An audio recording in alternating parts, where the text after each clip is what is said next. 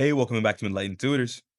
All right, so question one asks, which of the following is an equation of the line L in the xy plane above? For a question like this, I'm going to take the simpler approach, which is to avoid all of this subtraction stuff and just look at the picture for a second. So what I'm going to do is compare 2 points on the picture. I'm going to compare this one right here and this one.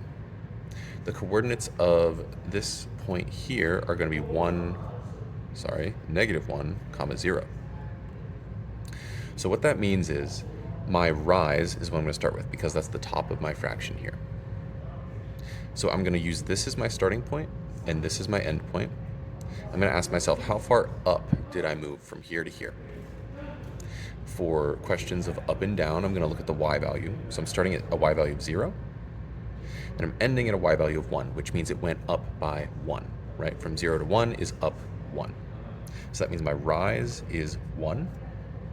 And then the run, I'm going to look at how far right did it move.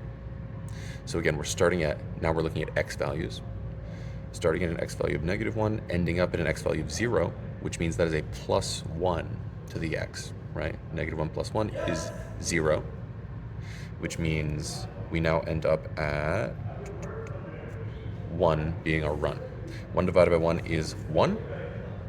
Now we plug all of this stuff into our slope intercept form right here, meaning our answer should be y equals, my slope goes in for m, which is 1x plus, then my y-intercept goes in for b, which is also 1.